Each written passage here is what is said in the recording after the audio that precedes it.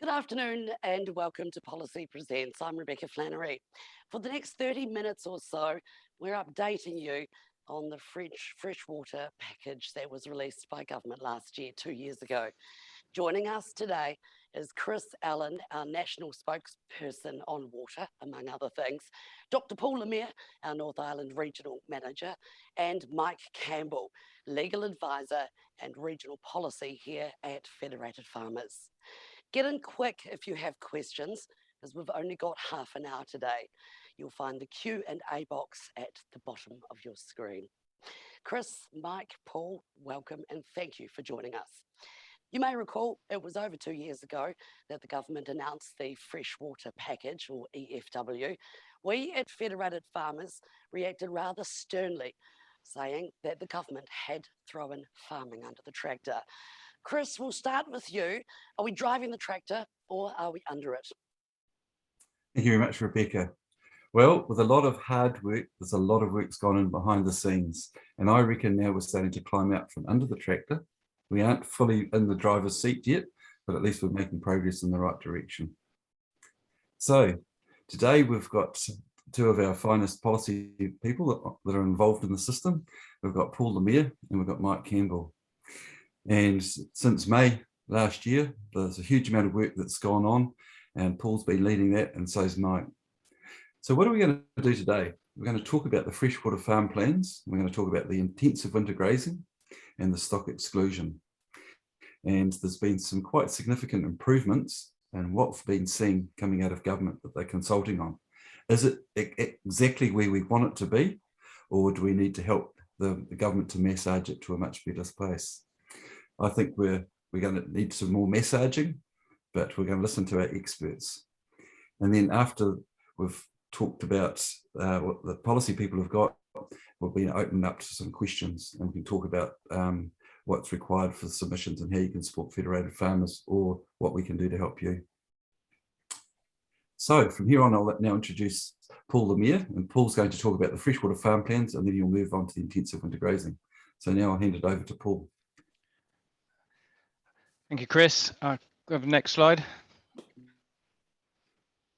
Okay, I'll just do a little bit of background. Obviously, the Essential Freshwater Package was originally proposed in 2019. There was a decision on it in May 2020 when they brought in the first set of regulations. This was a suite of different instruments under the Resource Management Act. We had the MPS for Freshwater 2020, which replaced the 2014-2017 ones. We had the National Environment Standards for Freshwater.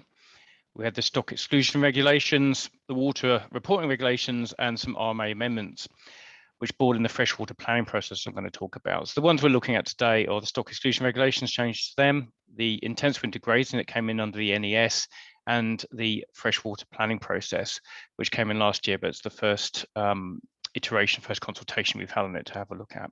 Have the next slide, please. So our key concerns, as we said, we came out hard at the start around the essential freshwater, thinking there was a lot of issues in it. It It was based on unknown, unquantified implications.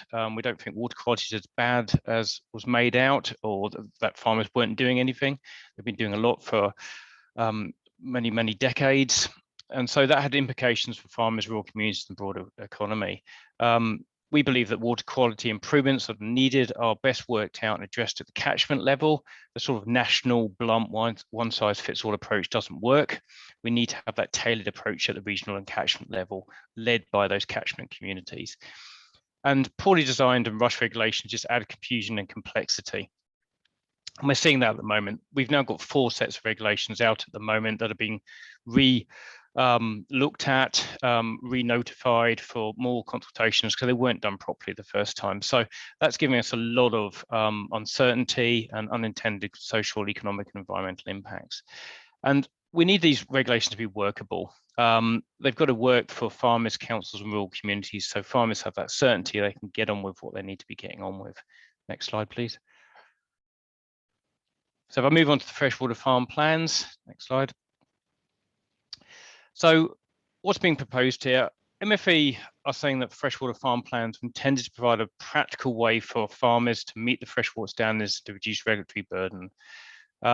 They are proposed to be rolled out mid next year, but there's a lack of detail around where, who, and when they will be rolled out. We don't know which catchments, which regions, or which sectors it might impact first. They're mandatory for all farms with 20 hectares or more of land in arable or pastoral use, or 5 hectares or more in horticulture. And that's when the minister puts an order in council in deciding who's captured, where and when, basically. Okay, next slide, please.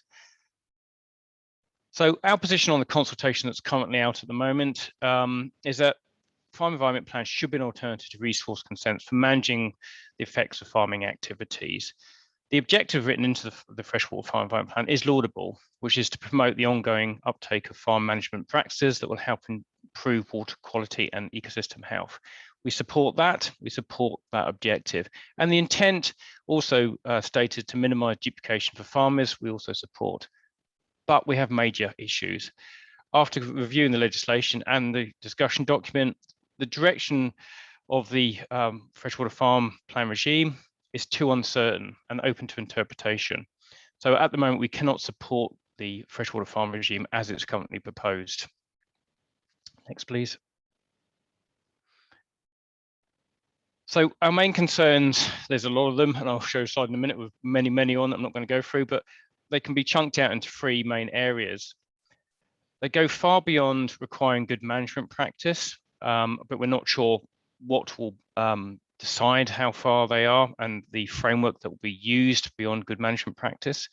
They potentially allow certifiers and auditors to dictate to farmers how to run their farms, what they have to do. And there seems few checks and balances there.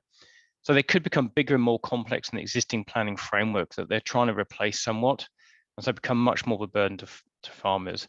But this is likely to lead to complexity, duplication, over-regulation, unnecessary cost. Next slide, please.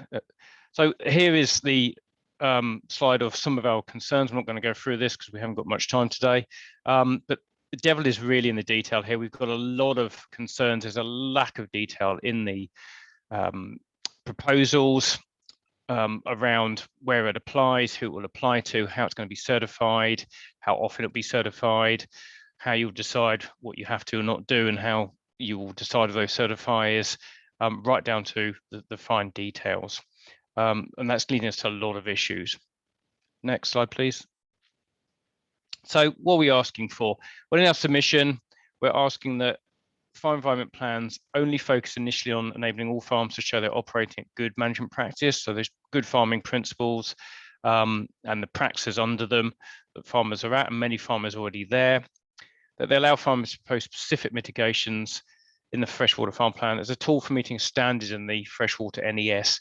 So within the National Environment Standard for freshwater, there's a few different alternative pathways, for example, in intensive winter grazing that I'll talk about in a minute.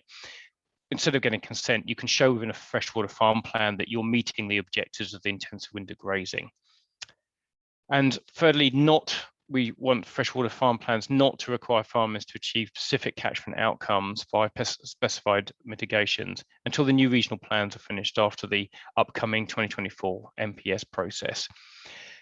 And the point of this is to allow the process to go through its cycle, to get those agreed community outcomes of what need to be specifically achieved within the catchments, if anything above GMP, and then that could be folded into the freshwater farm plans as appropriate. So ultimately, we're seeking that the full freshwater farm plan regime is revised and reconsulted on. Next slide, please. So I'll move now quickly on to intensive winter grazing and work through that.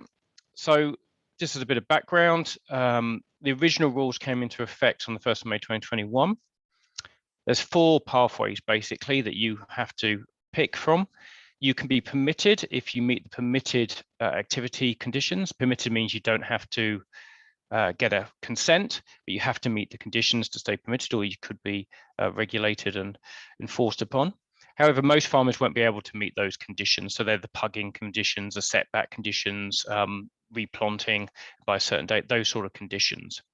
You're also permitted if you use the certified freshwater farm plan to show that you're going to meet the same outcomes as if you had the first pathway, the permitted activity standards. However, that's not an option yet because those permitted farm plans aren't there, so you can't use them yet. The third pathway was to obtain a restricted discretionary consent. So what that means is it's discretionary for a council to grant the consent, and they'll look at certain areas to judge that consent on, but they're restricted to what they look at. But it's quite a high hurdle. You have to get consultants, and it's quite a high cost. You can obtain a full discretionary consent, whether you have, which means that they're not bound to what they look at in the same way, but it's still discretionary whether you whether the council grants the consent or not. Again, it's a high cost, quite an imposition. And that's where you haven't grazed on that farm before, or winter grazed, or using a larger area than you did in the reference period 2014-2019. So there's 4 different pathways effectively, but they're quite onerous for different reasons. And just as a note, existing use rights, you have 6 months of existing use rights, so the rules don't kick in until 2022. Next slide, please. So with those rules, and I can't go through all of them for intensive winter grazing, obviously at the time when they came in, there was significant pushback because they cover cattle, sheep and deer. If you're grazing winter fodder crops in that 1st of May to 1st of September period, because they were largely unworkable. From our point of view, and from many others, the most, if not all farmers would have had to get a consent because they couldn't have been permitted. Government did do a few early small changes.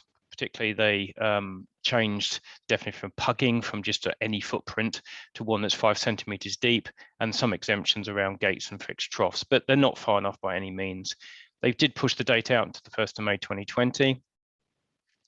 And then we got the Southland Winter Grazing Group was set up to come up with a workable extensive. So different sector organisations put people forward. Bernadette Hunt did excellent work for Federated Farmers with council and other members to basically come up with a set of recommendations that went forward to government.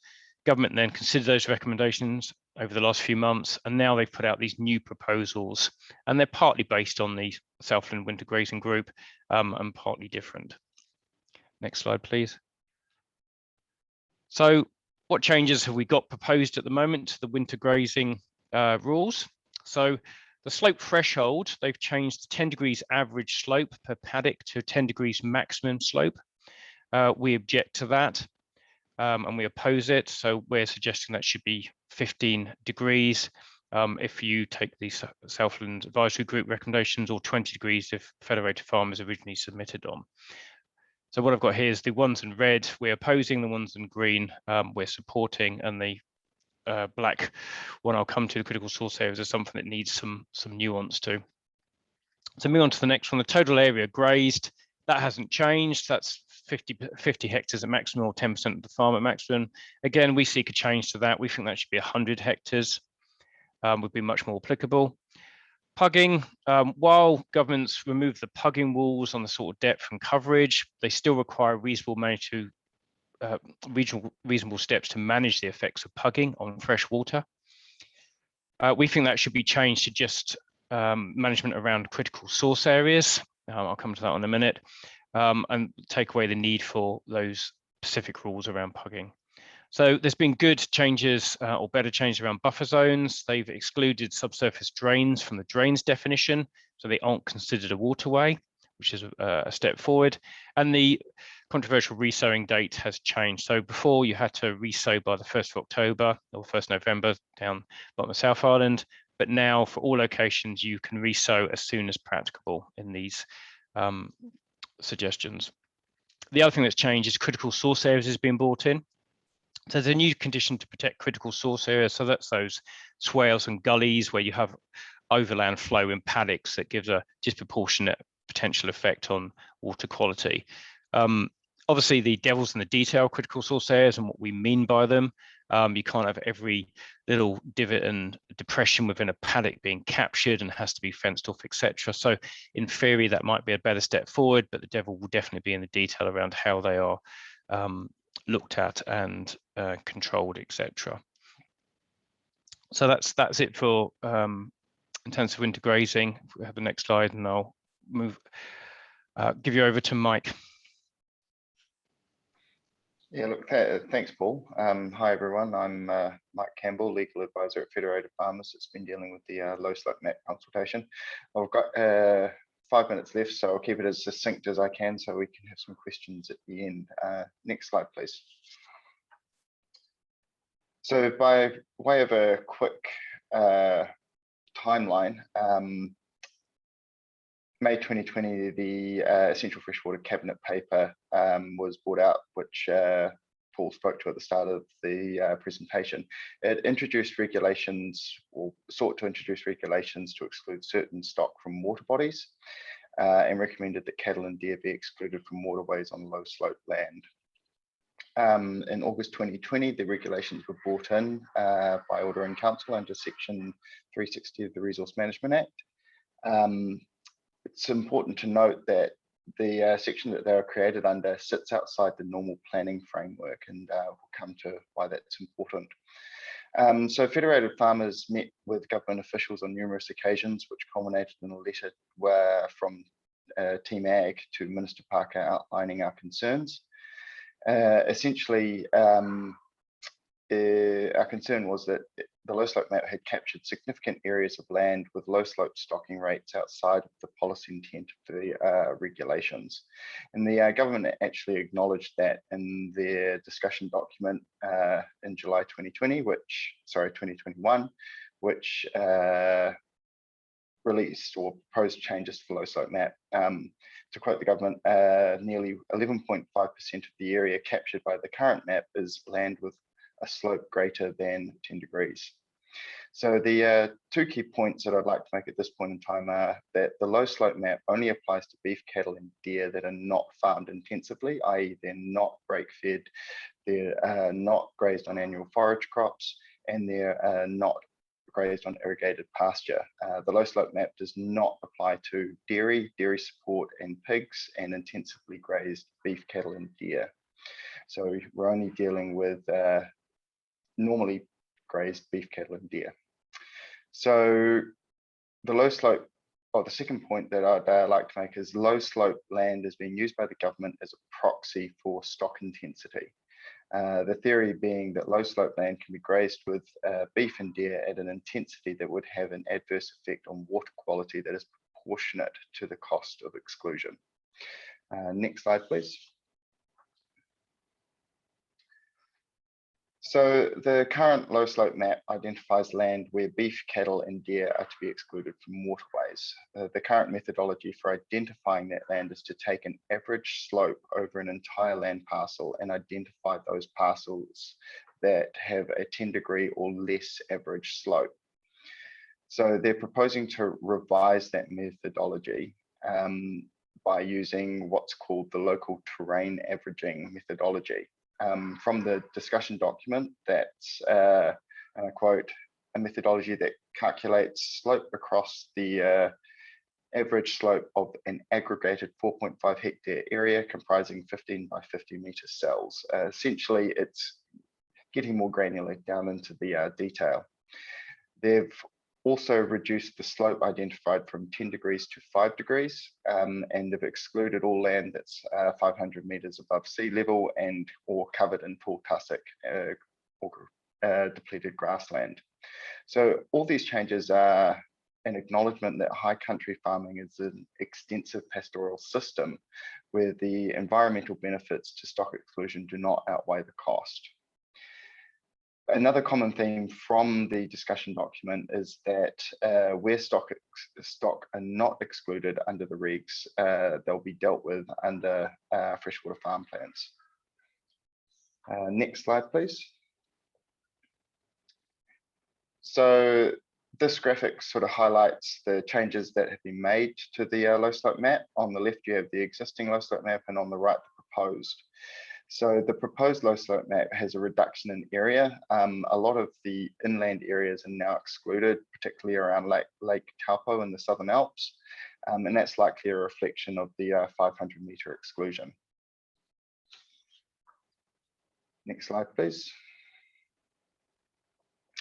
So our key message to the government is that the changes are a step in the right direction. However, there still remains large areas of land that are captured under the new low slope map that cannot be stocked at a rate where the benefit to the environment of stock exclusion outweighs the cost and burden to farmers.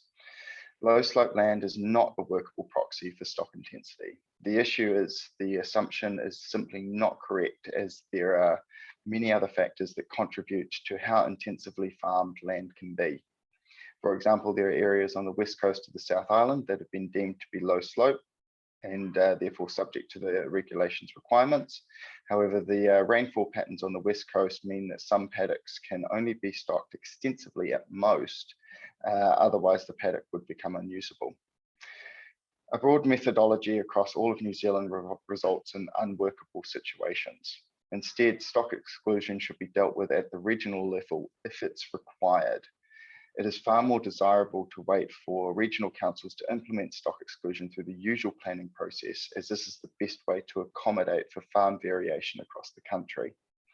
Moreover, there is the current freshwater planning process that requires councils to implement the National Policy Statement on Freshwater, which has a strong policy direction to enable regional councils to take action if necessary.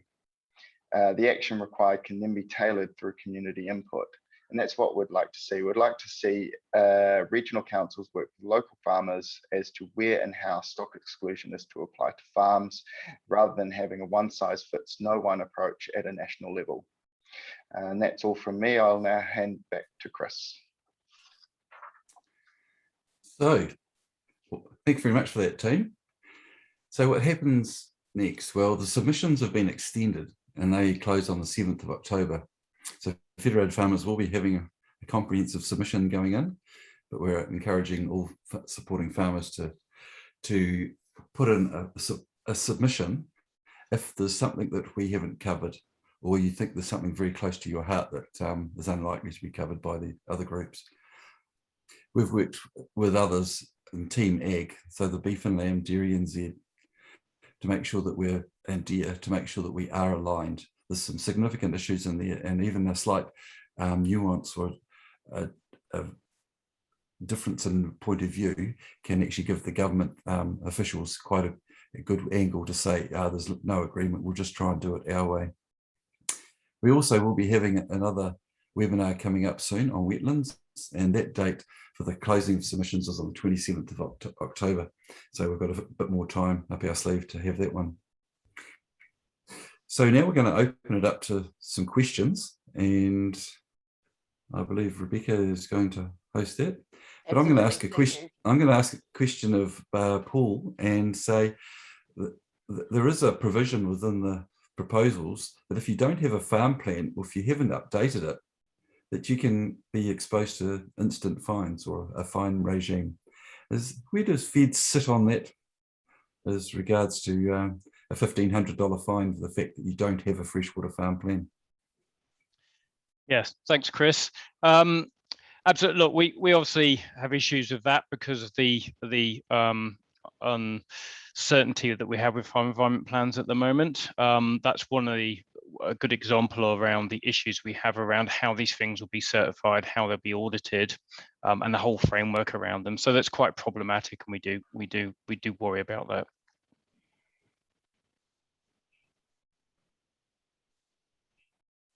Thanks, Paul.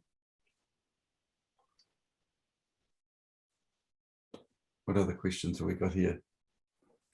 Phil I McKendry. understand that subsoil drainage or an overflow is captured in the critical source area definition. Is that correct? Yeah, that's a good question from Simon. So they proposed in 26.4D that the definition of drains and grazing takes out subsoil drainage and uses the I think it's the Southland Water Plan definition of critical source areas. The problem with that one, it does talk about subsoil drainage within that definition, and it's a bit confusing to me. So I think that is something that we need clarified, absolutely, and something we'll be pushing Kim on before she finishes off with us. A question regarding wetlands and carbon, but just to answer your question, we are going to be having a separate wetlands webinar very soon. Regarding your responses to grazing rules, is Federated Farmers falling into the trap of regulation and inputs into the farm system as the government is proposing, rather than promoting an effects assessed response which will enable innovations to deal with environmental issues? Yeah, I mean, that's a very good point. We obviously, Feds will come from an effects-based response is more appropriate than input response. The grazing rules are quite blunt in that way. Ideally, we'd want them just addressed any adverse effects via things like a farm environment plan, rather than these sort of prescriptive input rules, if you want. But I don't think the government's going to take away the regulations we've got there. So we're trying to work with them as best we can, but while pushing back at the same time. Has there been analysis on what the cost of the freshwater plans will actually be for individual farms? We've just, I will answer that one again, because we've just done some analysis for that in Wellington for the work we're doing in the regional plan appeal there with beef and lamb.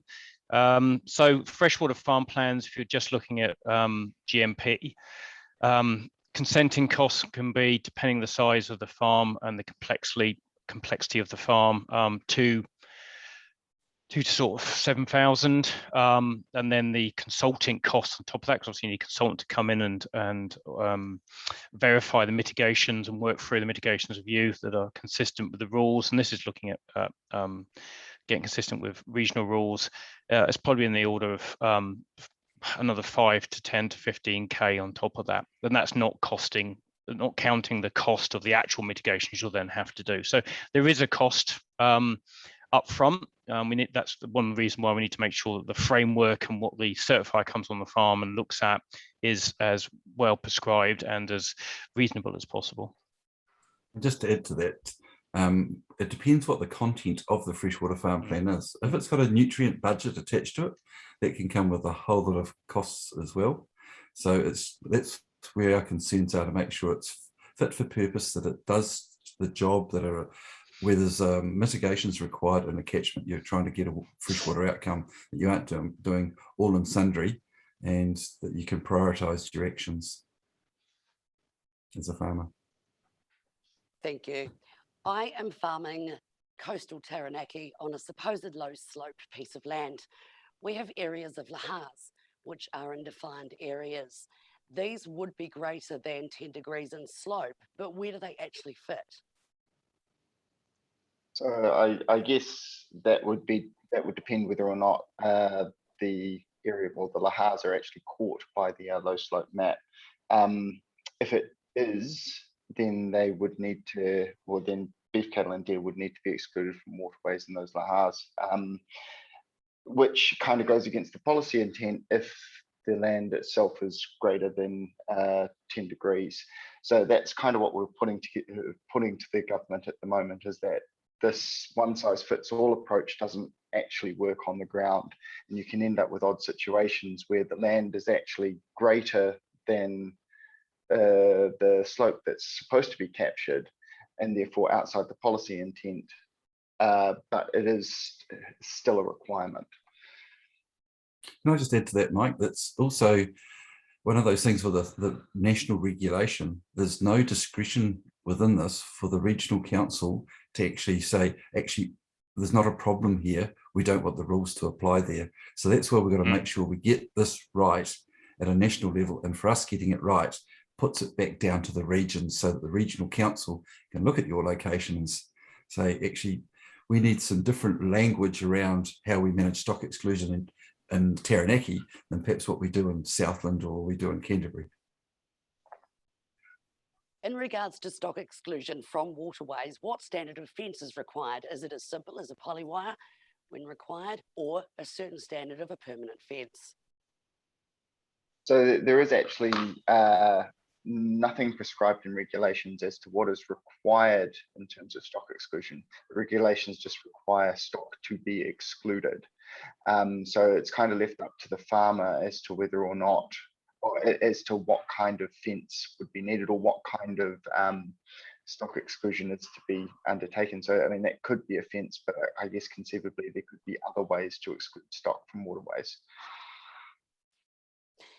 If you own less than 20 hectares, but lease land which makes up more than 20 hectares, does that require you to then do a farm plan?